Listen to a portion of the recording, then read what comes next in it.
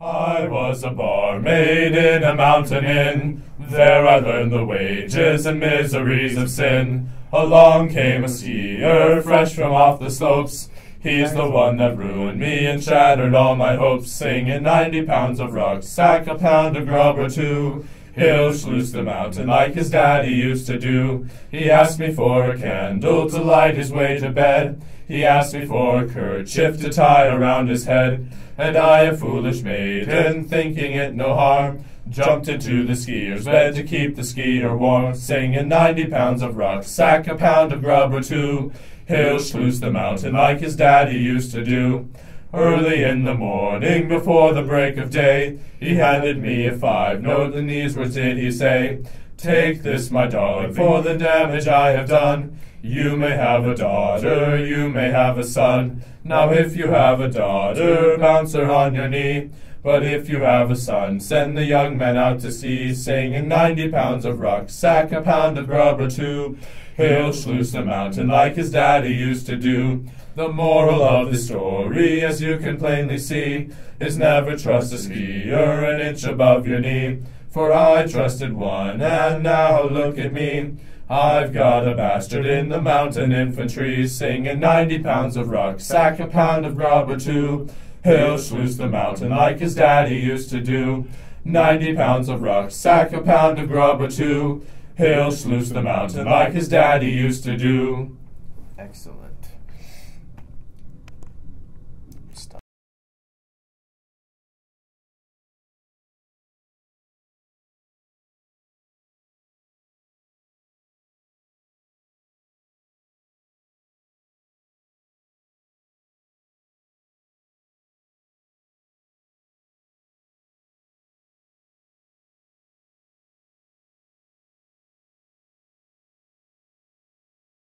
Senior in University of Nebraska, and always prior years after you had 4 years of ROTC, you were, when you graduated, you got your cap and gown, but you also were automatically a second lieutenant in the Army. Well, on that year, the Army decided, no, that these guys are simply not prepared, and they were so right, because in ROTC we were learning trench warfare, World War I tactics, and it was pretty obvious that we didn't know squat about what was, you know. So we all enlisted in the Army, went to Omaha, the whole cadet corps, and were enlisted, and we came back to the university all as corporals, and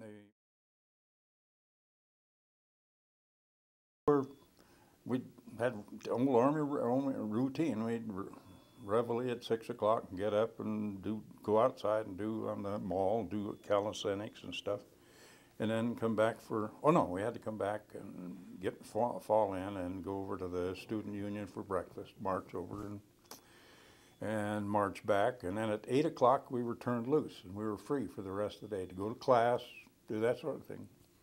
And no, had to come back at noon, fall in, perhaps 200. Oh, that's big. Yeah. And so they sent us all from there, and at least the infantry guys, they sent them to Fort Riley, and they had a camp down there. What did they call it? It was just a tent camp, and where they put us. And all we were doing is just marking time there until they had room for us in OCS. So we were there from somewhere around the 1st of June until about the 1st of August. Oh, summer in Kansas, that's lovely. Oh, those tents, oh my. That's kind of, we were just excess baggage, really. You know, they were just parked there until they could find room. And we were supposed to, we had our usual Army routine, you know, get up and reveille and all this garbage and go through calisthenics and whatnot. And then they had us put up a duty roster for the day. And so we either got KP or you got the rifle range or you got, I don't know what else, something else. All I know is that they never checked you. And so for about 2 months, every day I fell in with whatever group was going to the rifle range. And that's probably why I can't hear very well.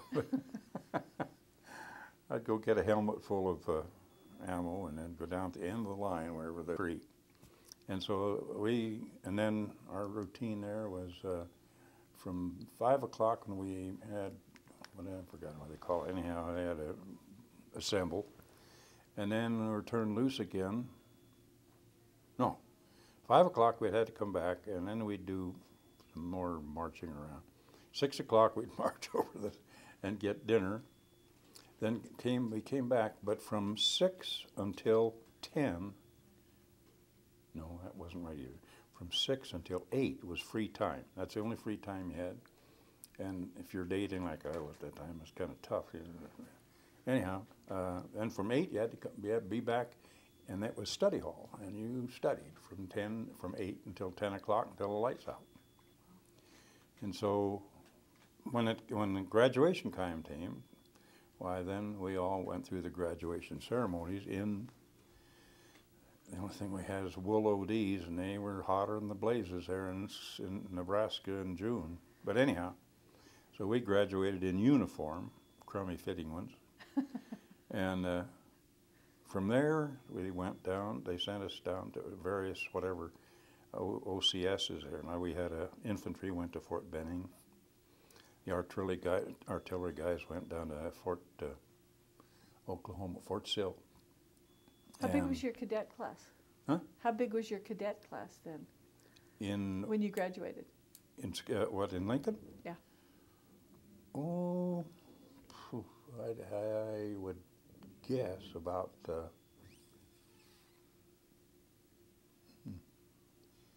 perhaps 200. Oh, that's big. Yeah. And so they sent us all from there, and at least the infantry guys, they sent them to Fort Riley, and they had a camp down there. What did they call it? It was just a tent camp, and where they put us. And all we were doing is just marking time there until they had room for us in OCS. So we were there from somewhere around the 1st of June until about the 1st of August. Oh, summer in Kansas, that's lovely. Oh, those tents, oh my. That's kind of, we were just excess baggage, really. You know, they were just parked there until they could find room. And we were supposed to, had our usual Army routine, you know, get up and Beverly and Reveille and all this garbage and go through calisthenics and whatnot. And then they had us put up a duty roster for the day. And so we either got KP or you got the rifle range or you got, I don't know what else, something else. All I know is that they never checked you. And so for about 2 months, every day I fell in with whatever group was going to the rifle range. And that's probably why I can't hear very well. I'd go get a helmet full of ammo and then go down to the end of the line, wherever the long rifle range line. And some poor schmuck down in the pits was pulling targets for me all day, but I just shoot and shoot and shoot. But then finally in about August, by 1st of August, they sent us to OCS. In going into infantry, or they just assigned you? You mean at Benning? Yeah. No, we did. Excuse the frog. I'm trying to get rid of that for some time. Anyhow, yeah, we did have a choice. And all I know, I had read somewhere about these ski guys forming out in Hale, and so I put my pitch in for that. Had you ever skied? Yeah, as a kid, in fact, we made our own skis when I was in the scout troop. Just got pieces of my dad got billets of boards of hickory, and we planed them and shaved them down. Then he and his friends who were scouts, other adults of the scouters, we cooked the ends of those planed out skis in a big bucket of boiling water for, and then bent them up, and that was our skis. But anyhow, I made it. And I think there were 8 of us from our class of about 250. So when I graduated, I stopped en route in Lincoln, got married. Colorado, huh? Did she go with you? Yes, she did. She had her continuing honeymoon at the Vendome Hotel in Leadville, where she was scared to death. But it was interesting because I only got in from camp on the weekends, and mostly just every other weekend. And but the first couple of weeks, she stayed at the Vendome, and you could only stay 3 nights, and you had to check out. So she would march down the stairs and check out, check her baggage with the hotel, walk around the block a couple of times, come back in, check in. And What did you do during the Army? I walked around the block a lot. She did. That's great. Yeah. But at Hale, at the Smoky Valley Ski School and Riding Academy, we called it. Units, first unit was the 87th. And they got there about a year before I did. But there was just, because they had been, the 87th Regiment, which was the first regiment formed of the division, they had started in Fort Lewis, Washington. And in the meantime, they trained there, and then they came to Hale, and it must have been about the spring or something of 42.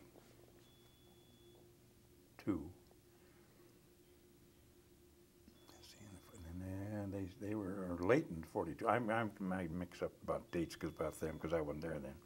But then in the meantime, they let me see, early in 42, they were part of a task force that was sent to Kiska, and they landed on Kiska. Fortunately, the Japanese had already abandoned that there, but they didn't know that.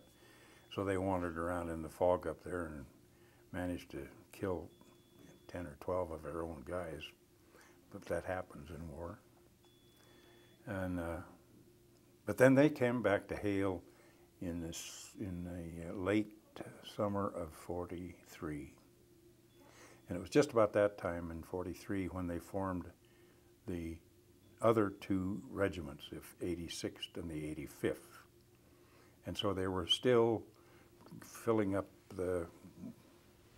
getting up to strength in those other 2 regiments. And so when I came there in 43, they were just about up to snuff at that time. What was life like at Camp Hale?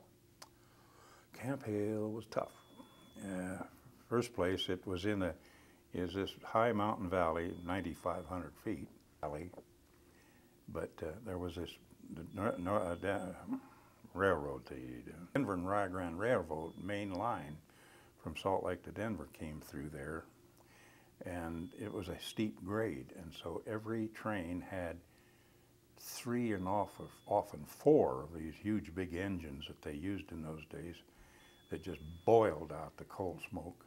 And every barrack in there, when there were hundreds of barracks, they're all heated by coal stoves. So they're all spewing out coal smoke. And so it was a constant inversion in the valley. And so we just lived in this, we called it, well, that's why we used to call it Smoky Valley Ski School and Riding Academy, because it was just this fog of coal smoke. And as a consequence, everybody had what we called the Pando hack, because Pando was the railroad, what was it? It's just a whistle stop. And we had a lot of people that got real sick on that stuff. You know, you'd cough and hack up black, and it was miserable stuff. But Kind of like the miners. After our other training of various kinds of typical Army training, although it wasn't typical at all because we were on skis and you kick sack and a pound of grubber too, but that's sack and a pound when we got all our gear, when we headed up into the mountains for bivouacs and maneuvers and stuff like that. And then with the worst part of it, what they called it the D series, which means a division training series.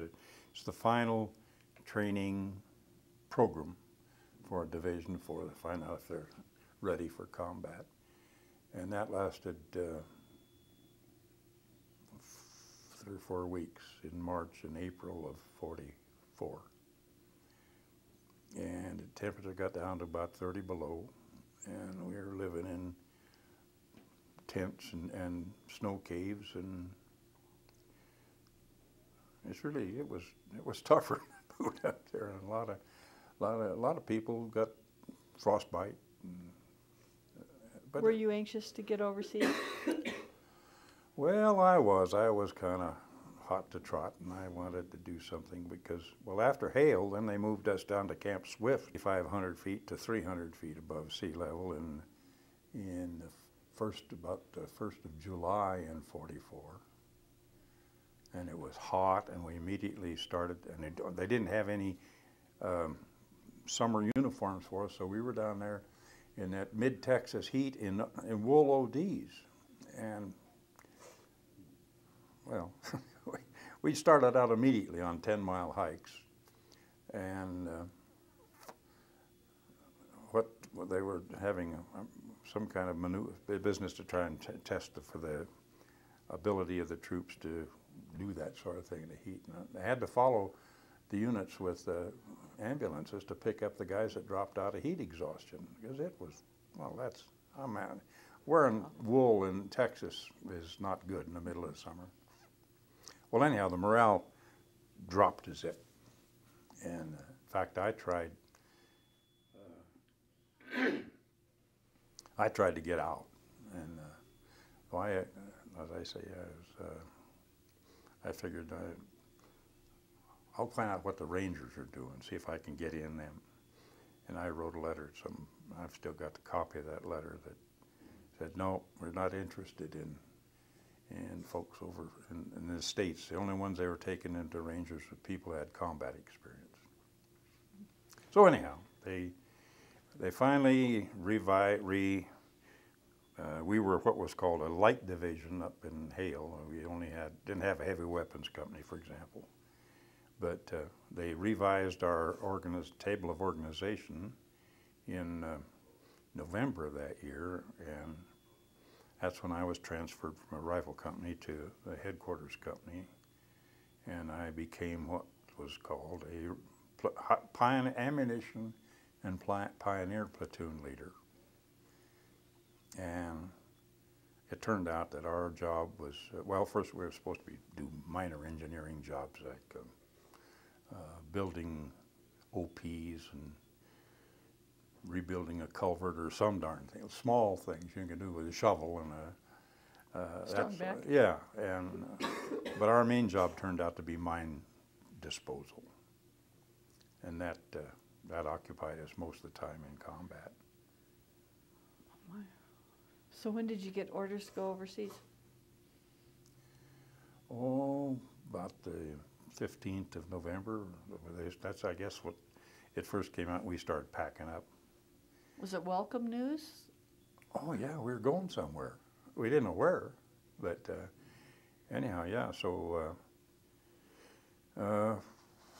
we shipped out of Camp Swift about the 20th of December, something like that, because we got to Camp Patrick Henry, Virginia, after meandering all over southeastern United States. We got to Camp Patrick Henry on Christmas Eve. It was a lovely thing. We got off the train in the rain and cold, soggy, wet, and the loudspeaker over the platform was Bing Crosby singing, "I'll be home for Christmas." Oh my gosh. Talk about irony. And then we shipped out 4th of January. I remember that because it was the day before my birthday. And we sailed on the biggest, I guess, well, I heard it was the biggest passenger ship in the U.S., I think it was called the U.S. West Point then. It had been called the USS, or SS America, but it was renamed for a troop ship, the West Point. Refitted for cots instead of luxury suites? How's that? Refitted for cots instead of luxury suites? Or? Oh, yes. No, it was a troop refitted with, down in the hold, we called it, which are the lower decks. These GIs were 4 deep in a thing that was about an 8-foot overhead. And there were 12,000 people on board that ship. We had a USO troop, a bunch of nurses. They made it interesting. But, and then most of our 10th Mountain Division. But because that ship was faster than anything else, we went over unescorted. So we didn't go over in convoy, convoys are, you only go as fast as the slowest ship. And so this ship could outrun a sub. And so we went over that way. It was a violent North Atlantic storm when we went across. We lost lifeboats 65 feet above the water. That huge ship would roll over, and pretty soon you'd find yourself walking in the crack along the wall, and then it'd slowly come back. And if you didn't watch it, you'd fall over, but you'd walk over on this side.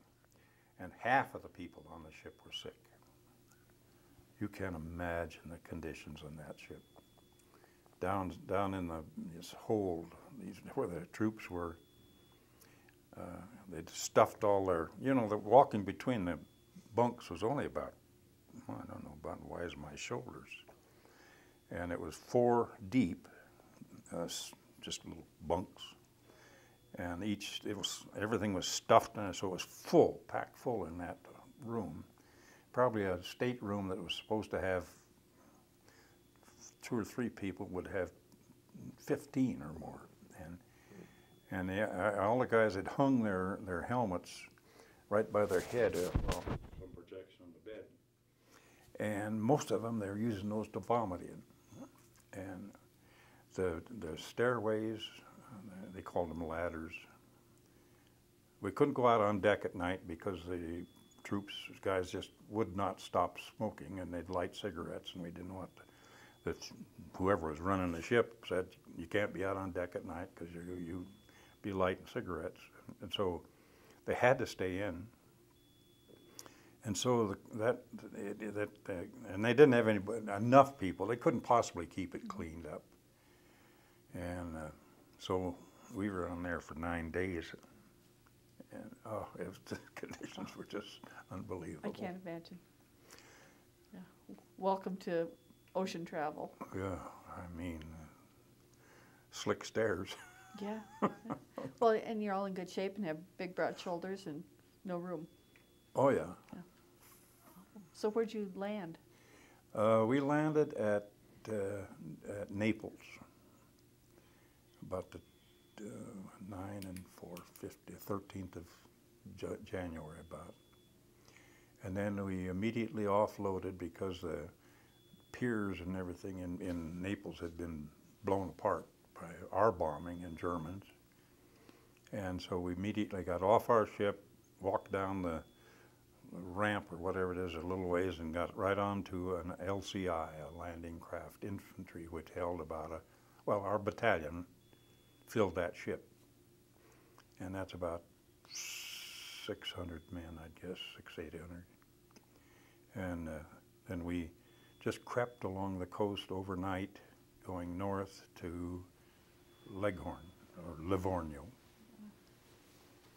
And then from where we went into Pisa, which is about a few miles inland, and then we camped there for about 3 days, which was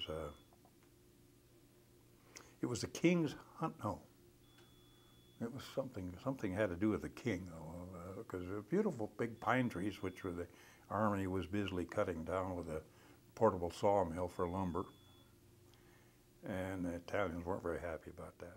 Was there fighting going on then? Oh, yes. In fact, our division at that point had already lost a few people. One battalion had gone over for ahead of the main body, and they were camped somewhere east of Pisa, and they, somehow or another, some of the people were walking along a railroad cut, and they got into some mines along the rail and killed some people there. In fact, a chaplain went in to help these guys, and he got killed. And so then that's when mines, we found out about, became serious. And you were still on a mine detail. That was still your... Well, at this point, then we got were put into the mountains north of Florence about, right in the middle of January. And then I was immediately, we got there one night, the next morning, I was sent with one man from every company, plus a man or two from my platoon. And that was one battalion, but from every battalion in the regiment, we loaded up into a truck and drove to south of Florence, through Rome, down to Caserta to go to mine and demolition school.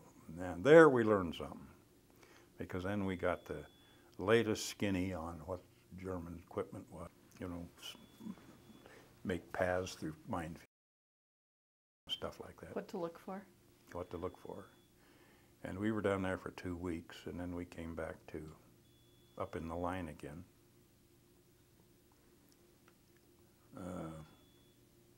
I think you mine guys are kind of crazy. Huh? I think you mine guys are kind of crazy.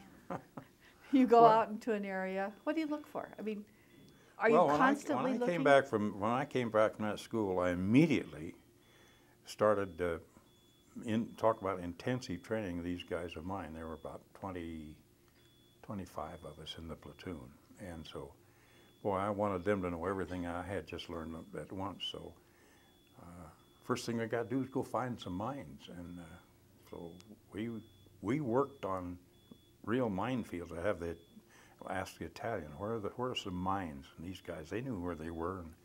And, like in a road curve in the mountain there where we were, the Germans had mined the curves, because the trucks would cut across those curves, and when they'd cut across, that's where they'd put the mines for anti-tank and anti-personnel mines.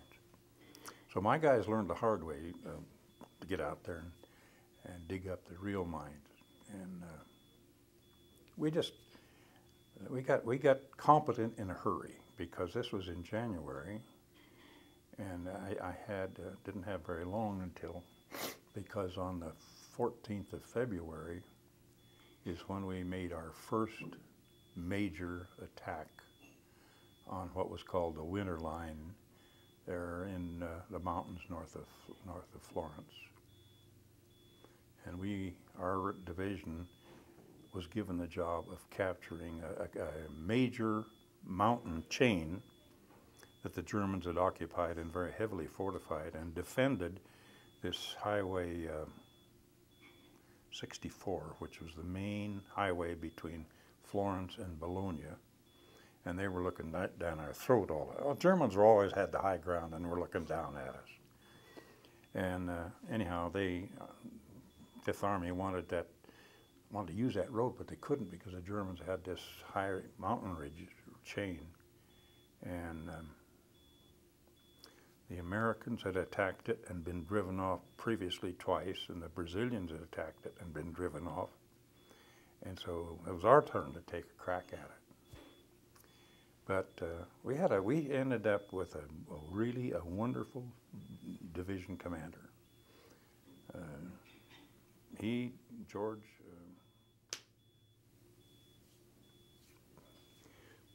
Hayes, General Hayes. The reason that these attacks on these mountains had failed is because there was a big high ridge over here with about a 1,500-foot cliff. From that ridge, the Germans occupied that, and they could look right at the back side of this mountain we were supposed to take. So every time these other guys had been up there, the Germans up here had direct artillery observation on these, and they just slaughtered them. So General Hayes figured out, you got to take this ridge first before you can take this. And so on the 19th of February, he sent most of the 86th Regiment up, and they did climb that.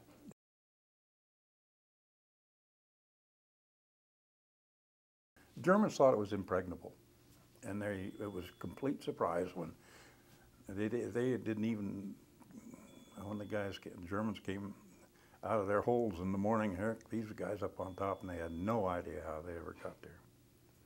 So they captured this ridge, and then on the 20th of February is when we assaulted, and my battalion, 3rd Battalion, 85th, had the job of taking that primary mountain there called Mount Belvedere, and so same deal. The general, he had another idea, and that was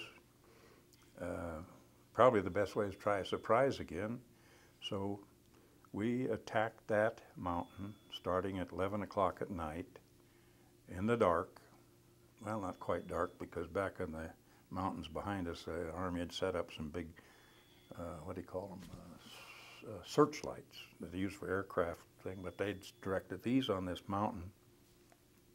The idea was to blind the Germans so they couldn't see us coming in the dark. Well, kind of worked in reverse, because, yeah, maybe it blinded the German a bit, but when we got reasonably close, all of a sudden we became very good targets because we looked like silhouettes. Anyhow, so it was, we took off, and the order was no unloaded guns, no artillery preparation, just bayonets and hand grenades. And it worked. We were able to hold it. Did they send you first to clear the mines? Oh yeah, my guys, I had the job the day before we came. The battalion moved up, let's see, we were to attack at 11 o'clock on the 19th, so on the night of the 18th, we hiked up about 10 miles, hiked in the dark 10 miles till we got into a deep gully just underneath the mountain, and we stayed down there hidden all day long on the 19th while this war was going on just to our left on this Reaver Ridge Rifle Company from my platoon. And their job was to, when they hit the mines, they were the ones who got out there and in the dark and cleaned, found the mines and marked the paths as they felt ahead of them, find for these mines and what, and marked the paths with white. They had rolls of white tape. And as they would go through the minefield and find them and disarm them on their bellies, crawling through there, then they would mark their path with this thing. And then the riflemen, the other troops would move in behind them and stay inside those white stripes until they got through the mines. All the while, machine guns and all this sort of stuff shooting across them. So it was mighty interesting up there that night.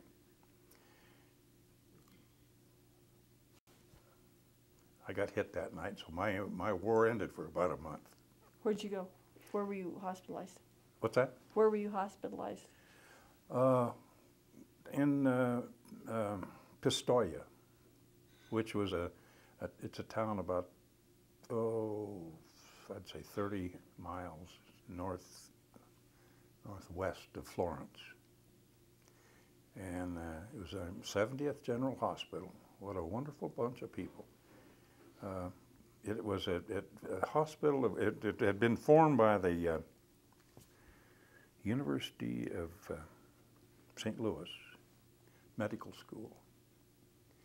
And the colonel, command of the hospital, had been the dean of the medical school, and the surgeons were all instructors in the school. See, I was hit about, before daylight, maybe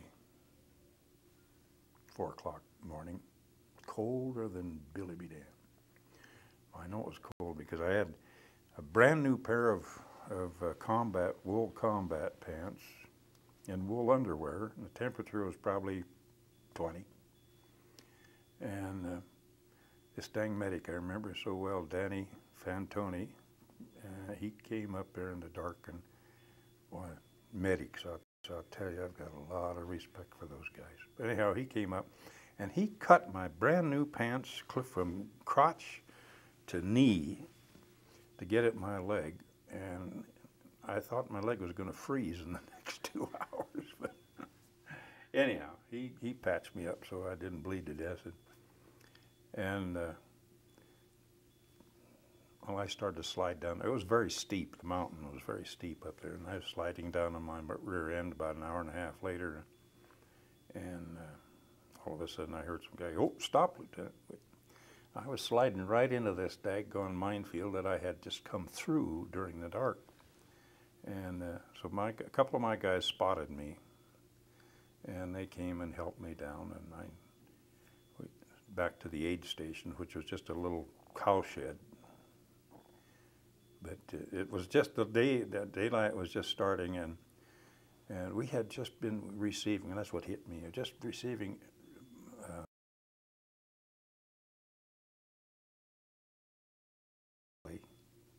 but you couldn't distinguish between the bursts. It was just a constant roar of artillery and mortar fire landmines. And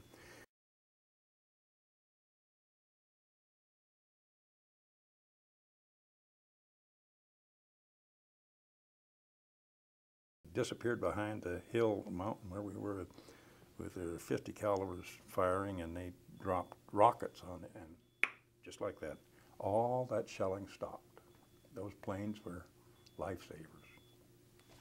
Anyhow, let's see, so I got to the aid station, maybe. So you pretty much got yourself to the aid station. How's that? You pretty much had to get yourself to the aid station. Well, no, heck no. I had one guy on each side, and I was hopping, and they were holding me up.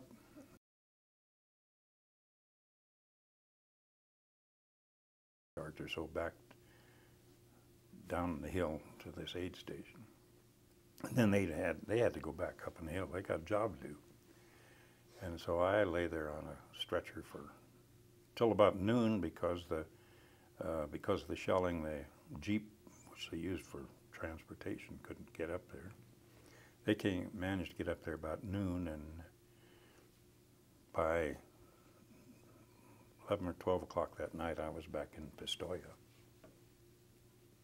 So the training that they got at Camp Hale, they really did need, and they really did use. Oh, they did indeed.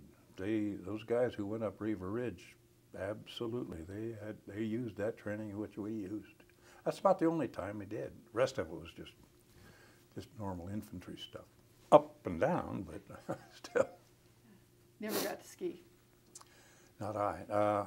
I think they're probably when they first got into the line in mid-January. There were maybe a half a dozen ski patrols that were sent out.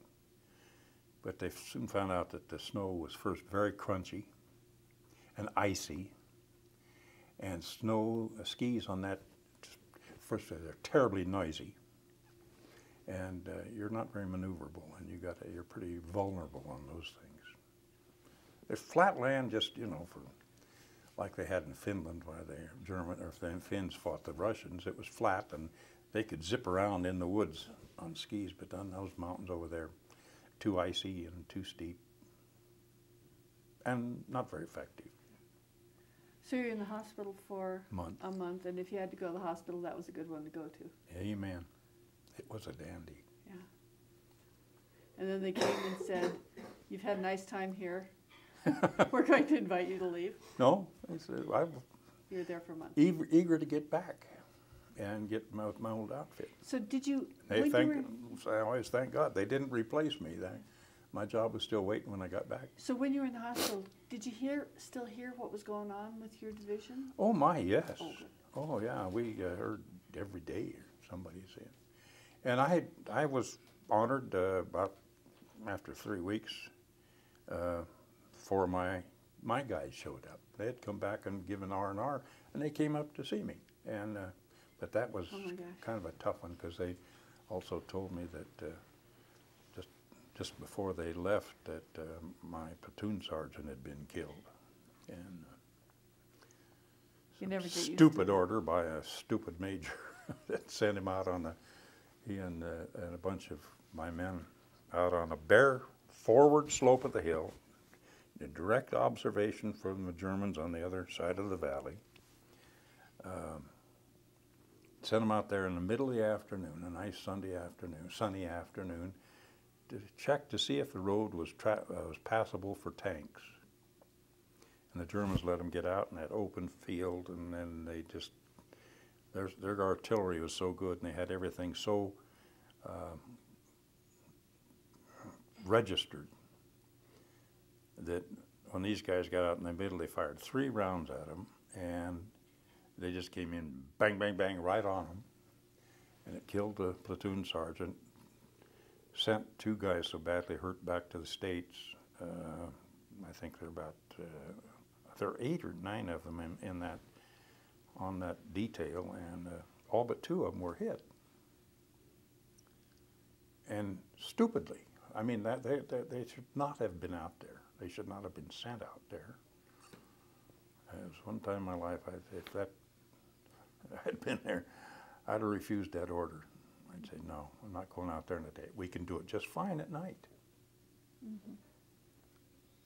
But that was the only one, he was the only one in our company, in that headquarters company, that was killed. Had a lot of wounded ones, but he was the only one killed. That's amazing.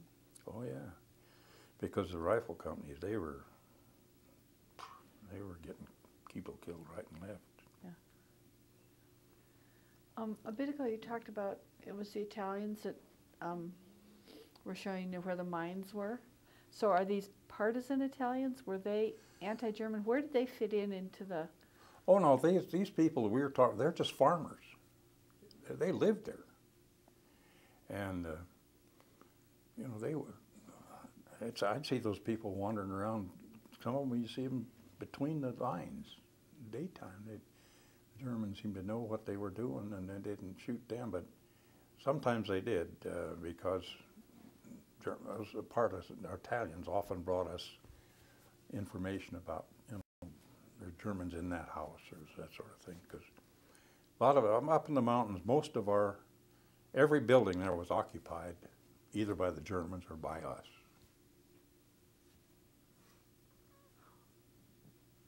Just crawling with foragers. Yeah. So when you got sent back, where'd you go? When you got out of the hospital? Well, I got back in time just for the, let's see, about 3 weeks, and they were just in a stable position there then, and what we just did then was we were building. Well, I got back just in time to see the guys they had found some potatoes, and they were slicing and cooking French fries in a helmet and a pot. A nice basic little bit of kitchen work, but you know, we didn't have any fresh vegetables, so that was pretty good. I bet they tasted great. They did. But then we did, for about 3 weeks, we just did, we built forward OPs, go out at night and built OPs. One nice fancy one that the generals wanted to have before the next push. I don't know, we didn't do a heck of a lot then, but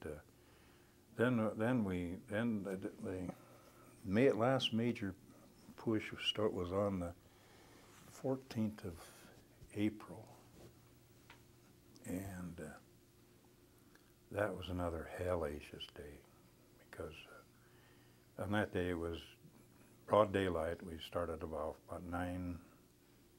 Well, it started with the Air Force coming in on these hills ahead of us. We were on a mountain called Mount Delaspay, and you went across a valley back up to these other hills on the other side, which the Germans had fortified for almost 3 weeks. And they always rounded up a bunch of the Italians. I just made slave labor out of them, and they dug holes and trenches and laid minefields and all that sort of stuff. And so they were really prepared for us that time. And then on April 14th, we came down off of this Dallas Bay, and that was the day. Oh, well, Bob Dole, you know him.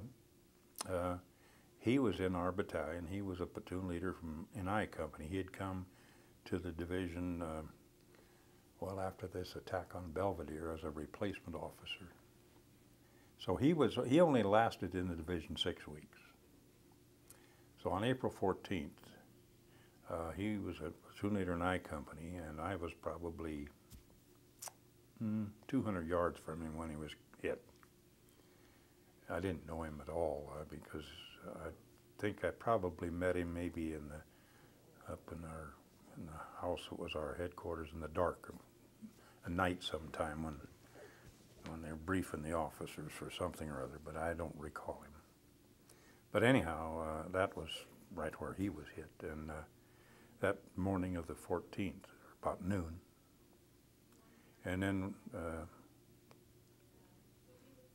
they had laid mines everywhere. So our guys, my guys, are real busy on that thing, and we got some awful shelling of these tips, and that was one of our. Let's see, it was Ken England. He was the heavy weapons company commander, and he has radio man. I stepped on one of these things, S-mines. It's a bouncing Betty, we call it, about as big as a 1-pound coffee can. And you'd step on it, and it popped up and exploded about shoulder high, scattered a couple of 300 pieces of steel out of a canister just in a shower all around. And anyhow, this captain, was lying on the ground and couldn't see anything but blood, and pretty sad. The radio man, when I crawled up to him, his arm had been blown off. His left arm was about halfway between his elbow and his shoulder. And I was amazed because it wasn't bleeding. But I've been told that shock does that sort of thing. It's amazing. But anyhow, both he and the captain died the next day. We got them out on stretchers, but got them out of that minefield. But that's what the next day or two, we had to stay behind while the regiment moved out just to clean off, to remove all the bodies up on those hills where we had been that day.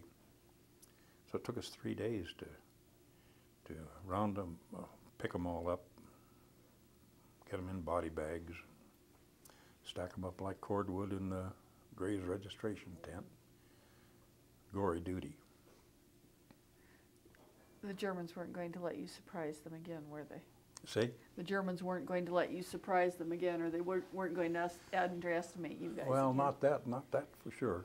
But then from that point we broke out, and then it was just a rat race across the Po Valley. We just moved, and we were the head of the whole 5th Army, our outfit going across. When we got to the Po Valley, into the Po, then it was just move as fast as possible. We were leapfrogging. The idea was to, and there again, General Hayes figured this out to keep us moving. They didn't have enough trucks to carry everybody, so he'd load up. We would load up part of us, and they'd motor ahead as a combat force for 8 hours. The rest of us would walk, and they tried to arrange it so you walked 8 hours, you rode 8 hours, you rested 8 hours. Well, that was kind of rough, and it worked out more or less that way. But our regiment, our battalion rather, was in the head of the whole parade column when we hit the Po River.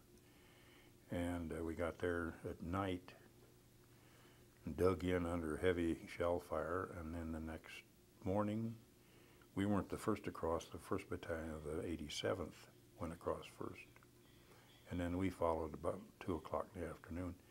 But we went across in paddle boats, about 200 yards of open water. That was not a fun trip either, because the Germans were upstream with 88s, and we were under heavy air bursts over the river. They were trying to stop us from crossing the river. But these little wooden boats that carried, let's see, about 10 or 12 guys, infantrymen, and then 3 engineers with paddles.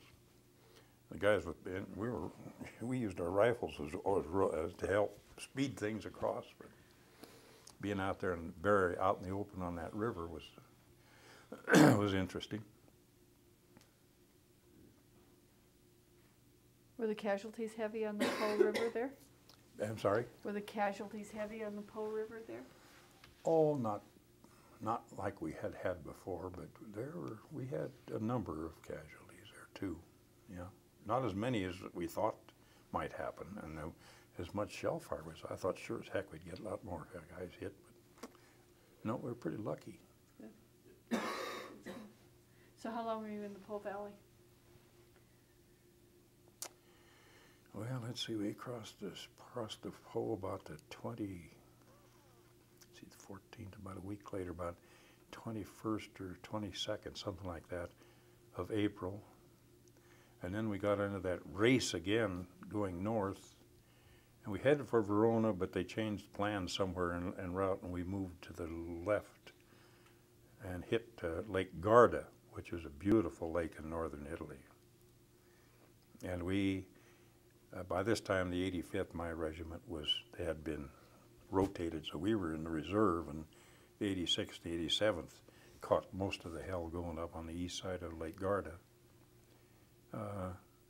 That was interesting because we were going up the east side, and Lake Garda wedged down to us about 1.5 miles max, and the Germans were retreating on the other side. So our artillery was just, they were firing back and forth across this lake to,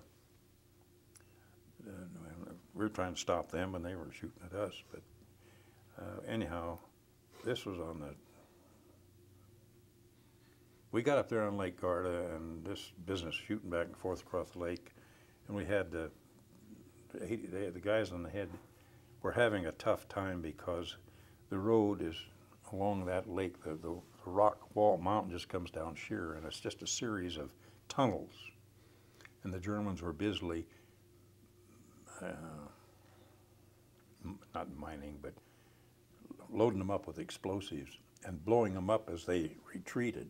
And we were trying to keep up. So in fact, they sent guys up on the lake on ducks, these amphibious trucks, you know, about 20 guys. In fact, the artillery had one duck loaded up with, I think, 25, 26 men, plus guns, I guess. And when they had it overloaded, and they barely got out into the lake, and the thing flipped over. And only one guy got out alive.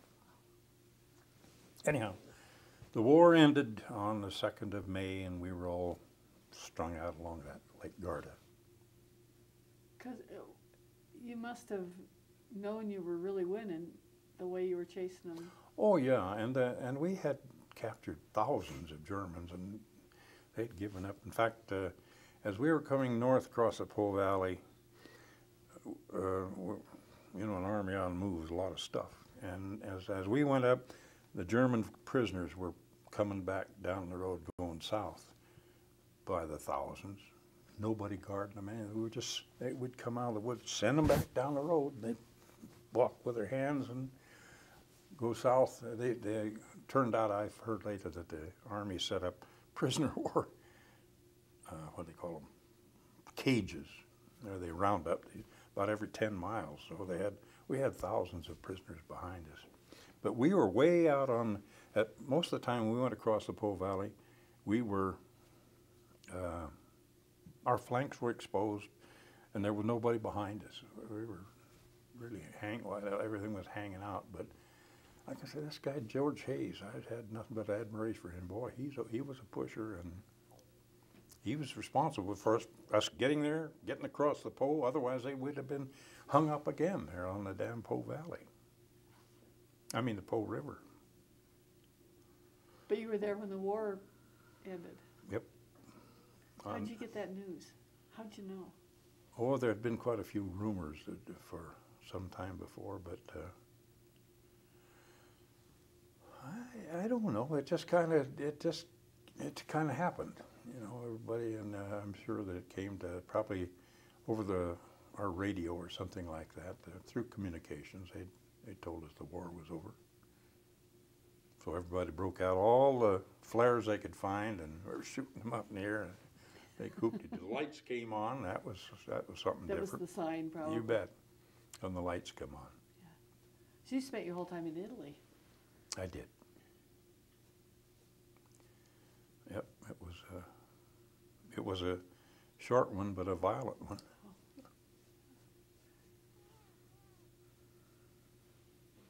It's just astounding to me. So, during the whole time, did you get news of what was going on anywhere else? Or do you get so focused on where you are that you don't hear what's going on in France? Or, I mean... I think that probably was the case, yeah. That when you're in combat, your war is about as far as you can see. You know, it isn't a very big area. It's what's right ahead of you and just off to the side, pretty close. Gotta think about today. Think about this hour. Yeah, I don't recall getting.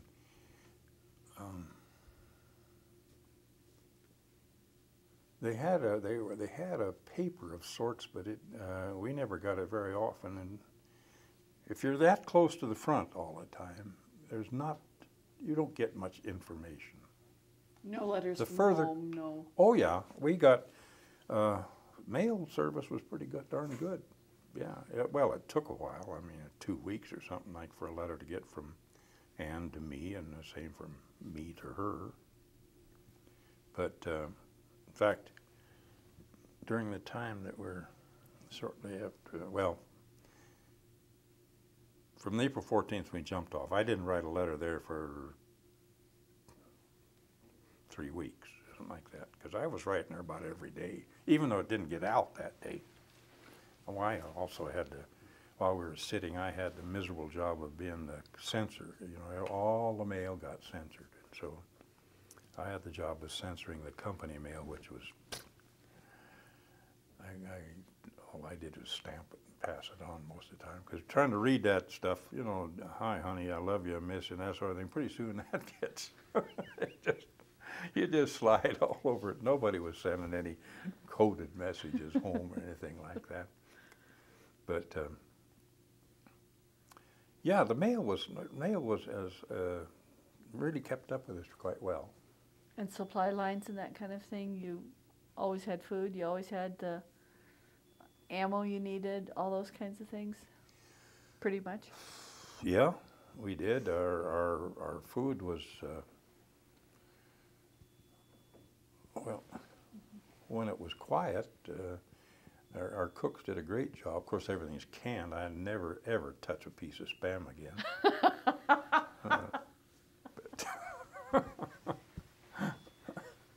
I mean, they fried it, they boiled it, they stewed it, they chopped it up in dried eggs.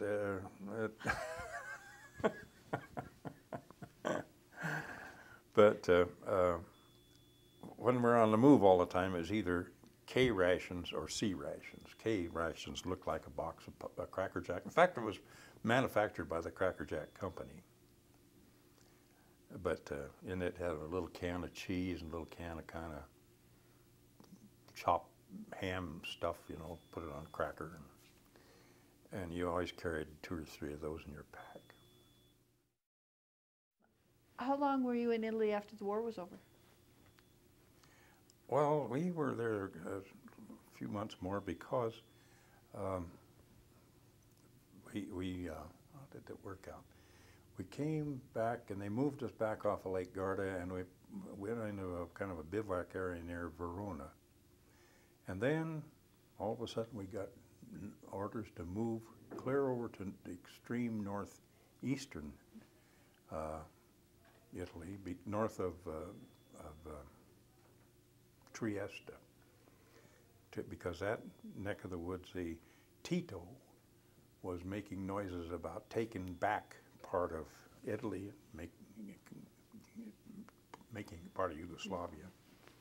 And it looked like we were going to go to war again with those folks. So we moved over to, we ended up in a little town called Cividale, Cividale, which is near Udine, U-D-I-N-E, and that's right on the Yugoslav border, the Isonzo River. And we just moved in, get ready to fight off the Yugoslavs that they were, but nothing came of it. I guess what I've read about it, that Tito finally realized that he'd got too much horsepower there in front of him. He better back off.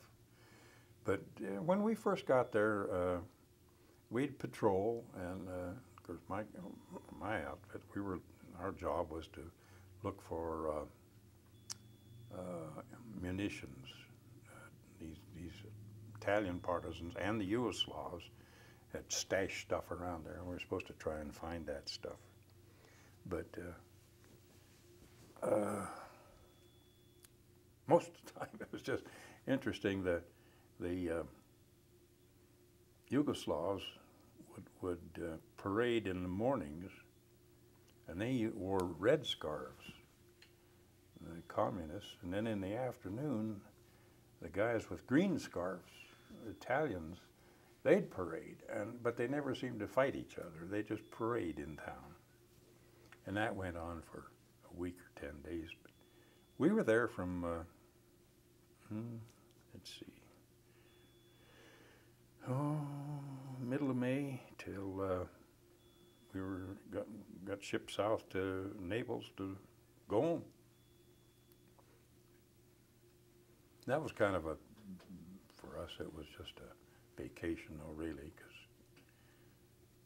we were supposed to do training, but I think we maybe did some calisthenics or something, and then I'd take the platoon out to the river and they all go swimming all day. It was much more fun. You'd put in your time. Yeah.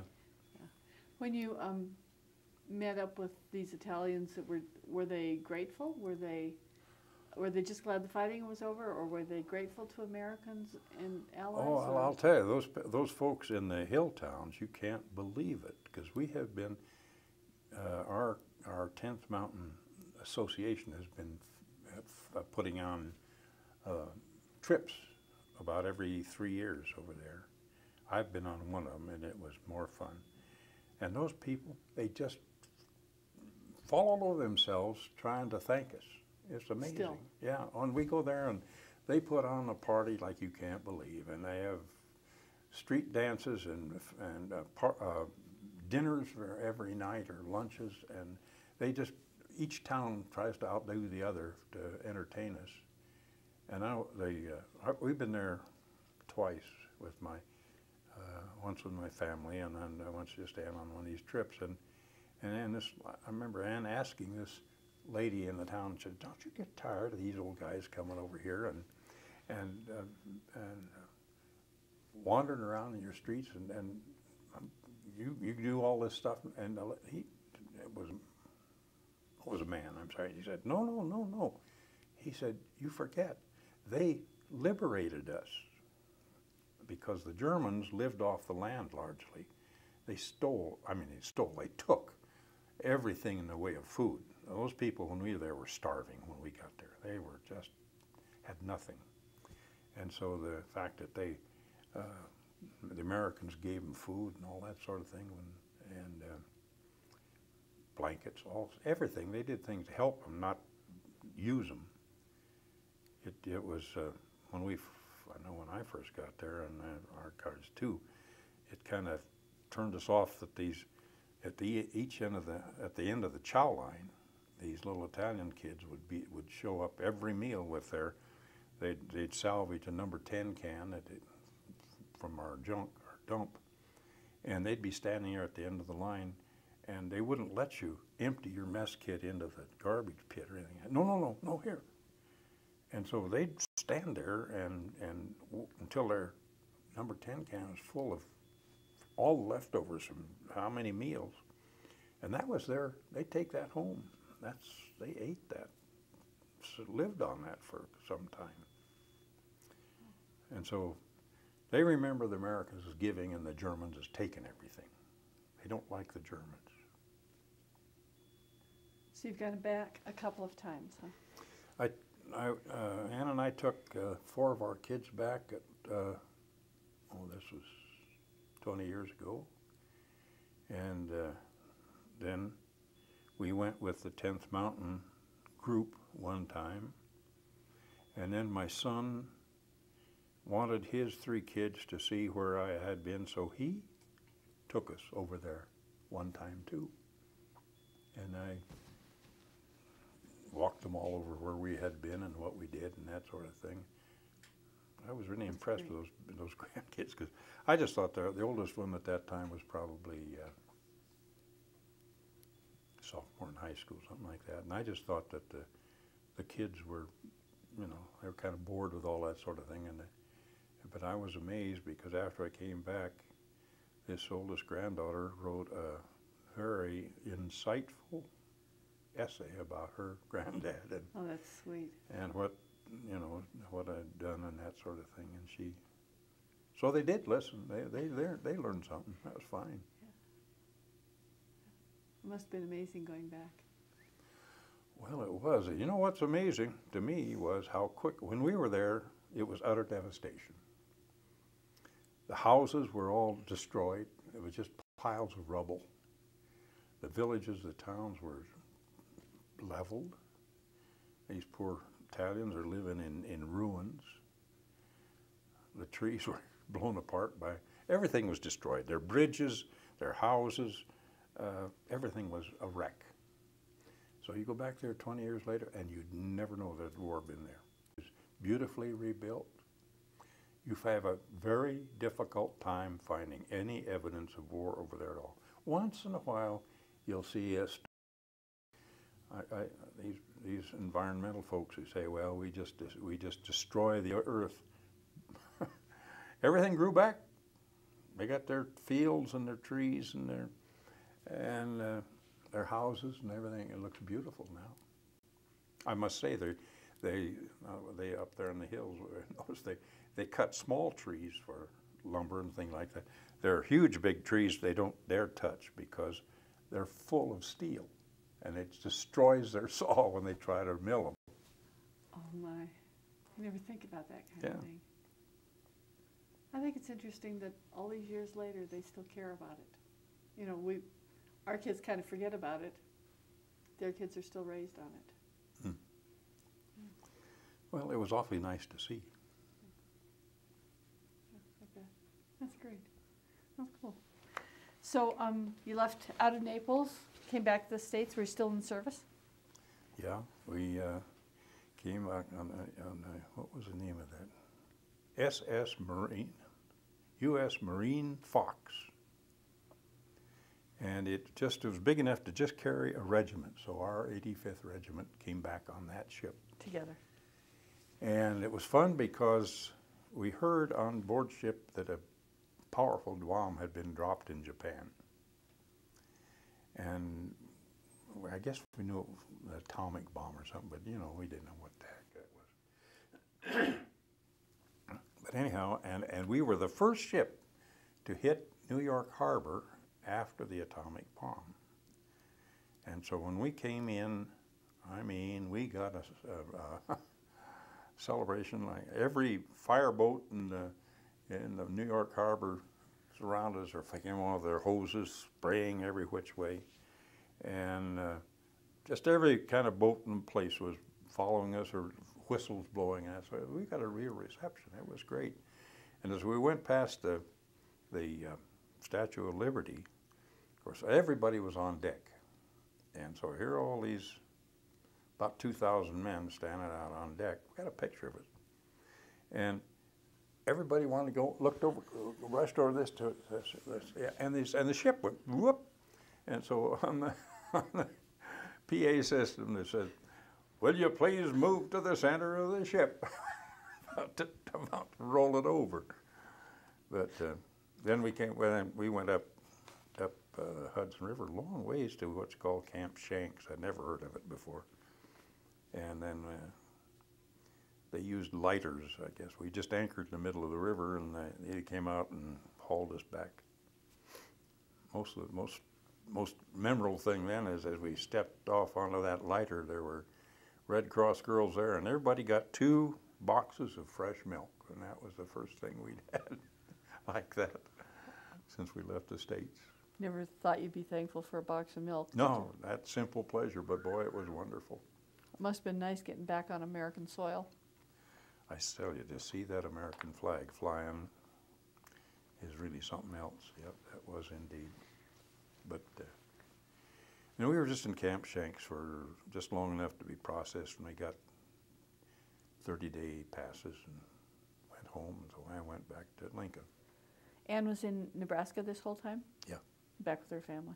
With her family, yeah. So what brought you to Montana?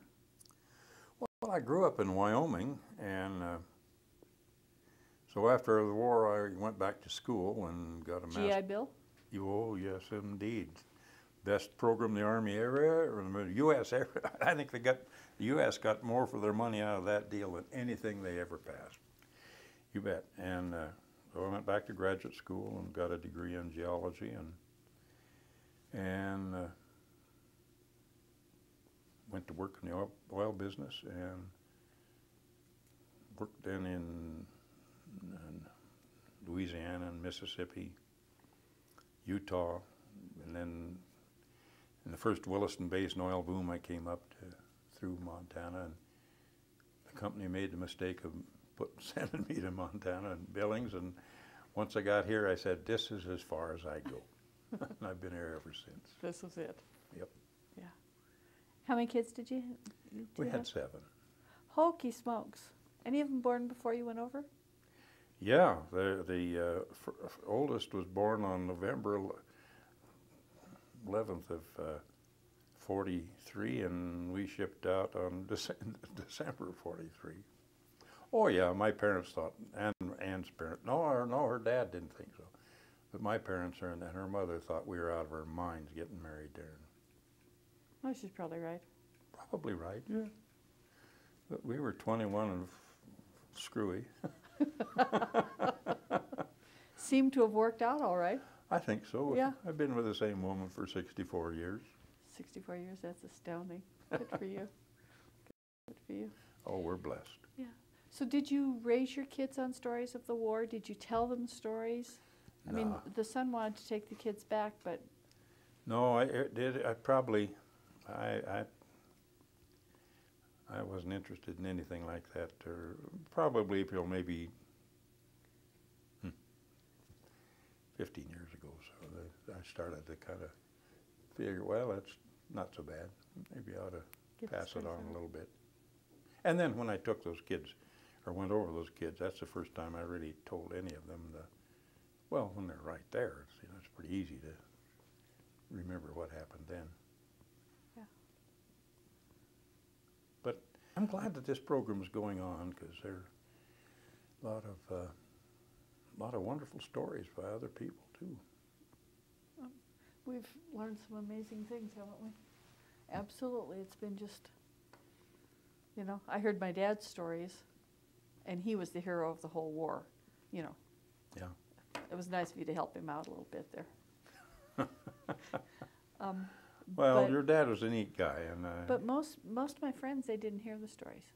He told them, but most of the guys around us were kind of like you and didn't tell the stories. But now you realize the stories need to be told, and what it was like. There's some kids that'll be able to hear about the Po Valley because you're doing this. So. Well, we had 2 sons in the Vietnam War, and one of them was in the Navy, and he didn't get much anything. The other son was in the what do you call him? He was a lieutenant in the intelligence service. No, I don't know. He was an officer courier in Vietnam, and he flew all over the country and with a briefcase shackled to his wrist, you know, that sort of thing, carrying secret stuff all here, hither and yon. And he's got some awful hairy stories to tell about his helicoptering about the country. And But he would talk about it to you? if I ask him, yeah, he doesn't volunteer anything.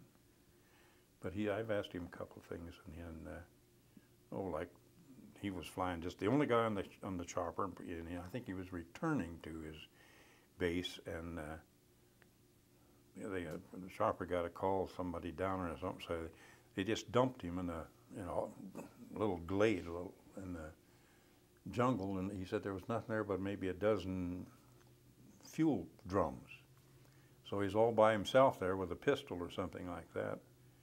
And the dang chopper went away, and it just hardly got out of sight and was shot down before they could even pick up who they went to do. Fortunately, they had told somebody else that they had dropped this guy off in this spot, so they were going to pick him up. But if it hadn't been for that, they'd have been on that thing.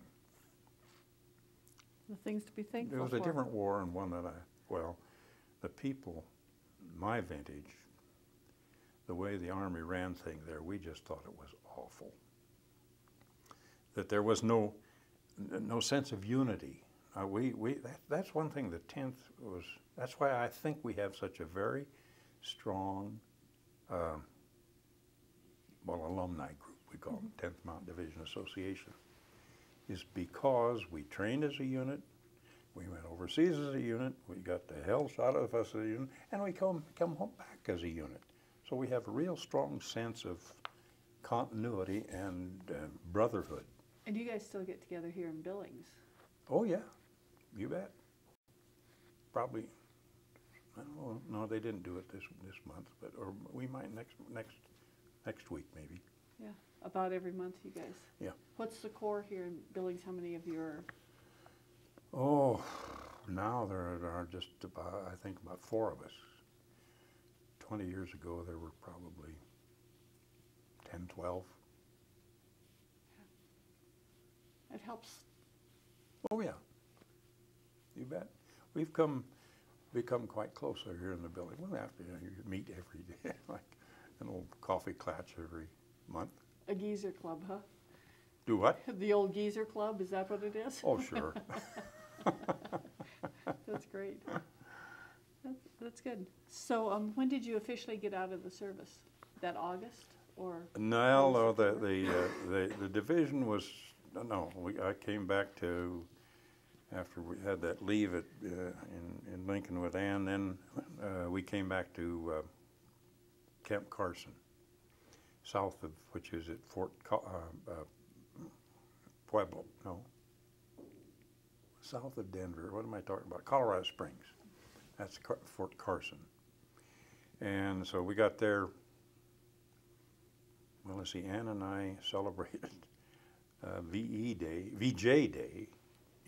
We arrived in Omaha the night that I got home. She came to get me in Omaha, and that was VJ Day. The town just exploded, you know. I remember we knew it was something because as we went to the hotel, there was a loud steam whistle. They had a big laundry downtown in Omaha, and that whistle was just blasting, and the people were pouring out in the streets. And so we got to Omaha, and just the biggest party you ever saw. It must have been exciting. Oh yeah, and it was VJ Day.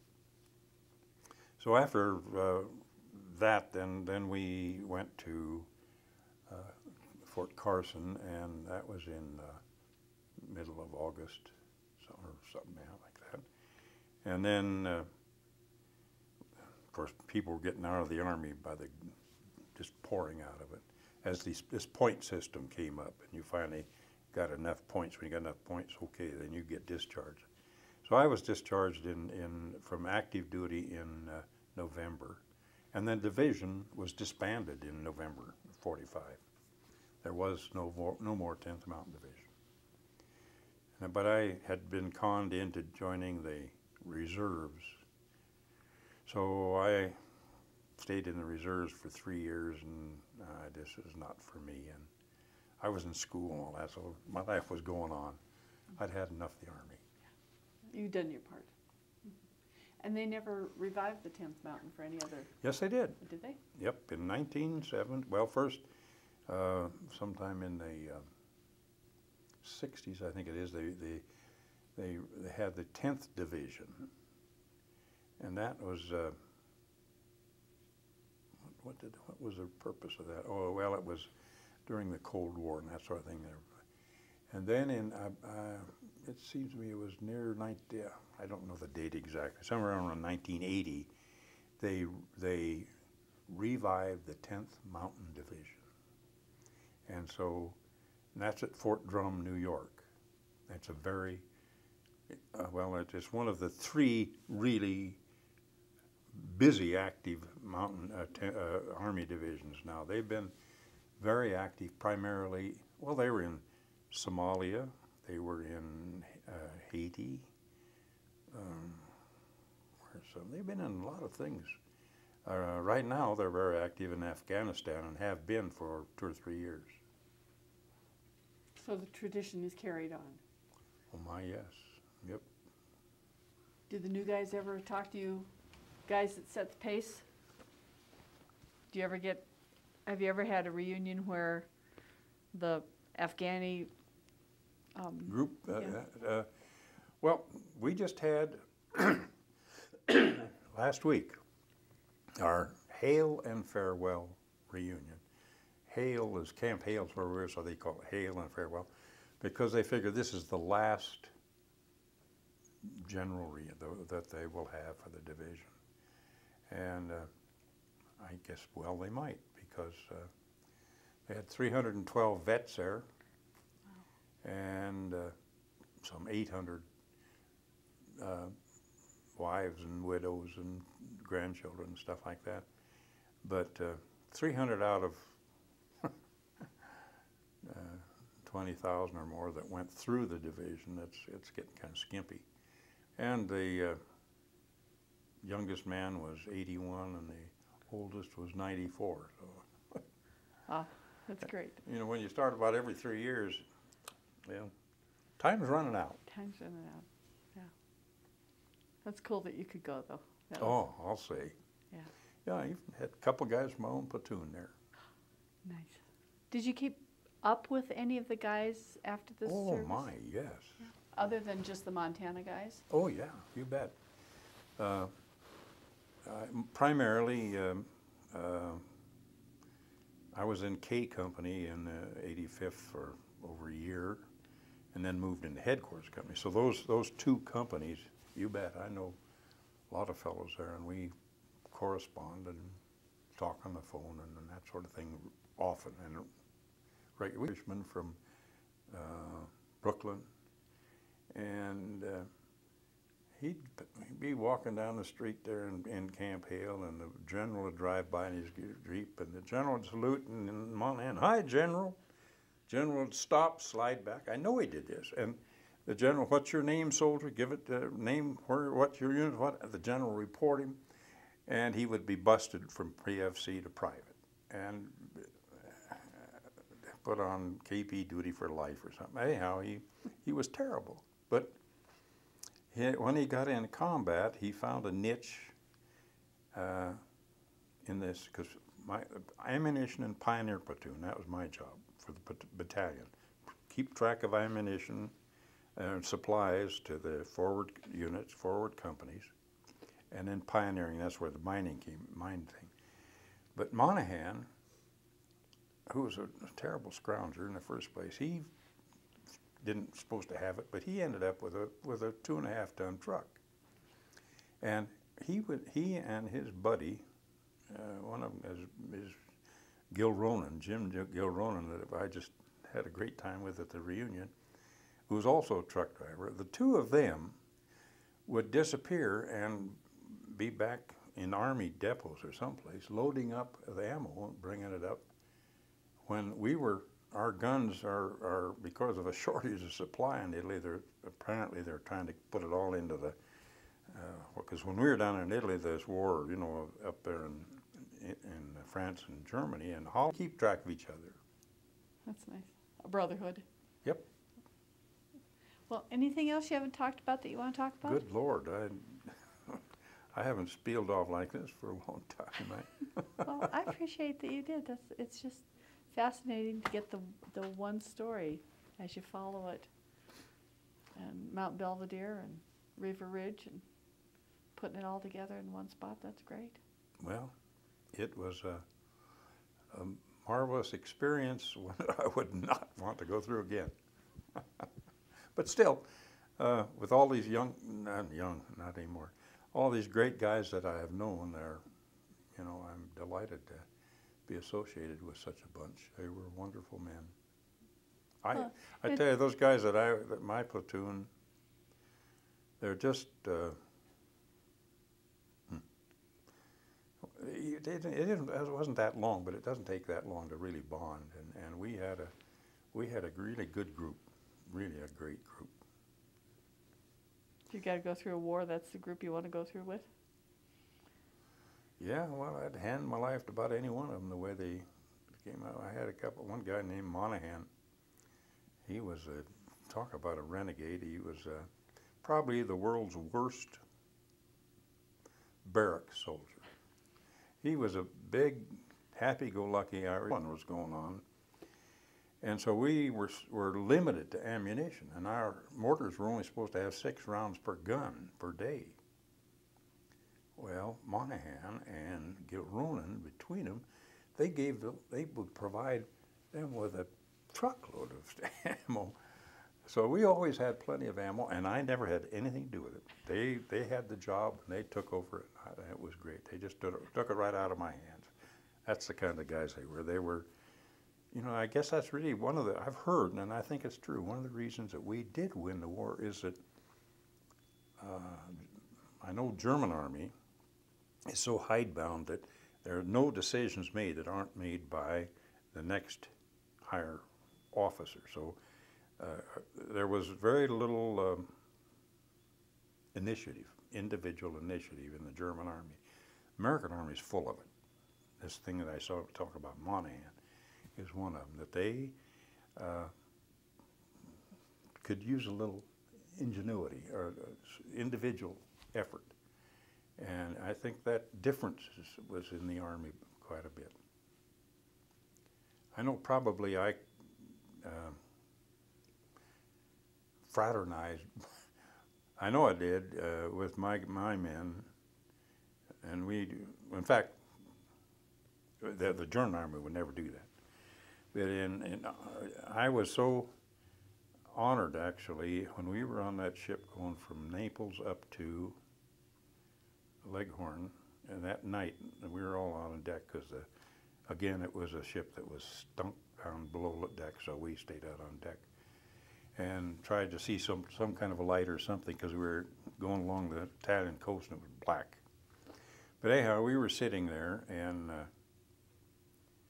one of the guys said, well, Lieutenant, he said, when we get up to lines, is it going to be all right if while we're there, we can call you Chuck? Because we don't want to say Lieutenant in the dark and have some German shoot you. I said, you bet, you can call me that anytime. And they said, well, when we're, you know, off the line or something like that, we'll call you Lieutenant, but we'll call you Chuck up there. That's just great. That is an honor. It really was. And it was something that I really appreciated. Did you go out as lieutenant then? Oh yeah, first lieutenant. I thought I was going to be a lieutenant, second lieutenant, permanent grade, but finally, about a week before the war ended, I made first. Nice. So what medals? You must have gotten a Purple Heart. Yeah, I got the Purple Heart. I got a couple of Bronze Stars.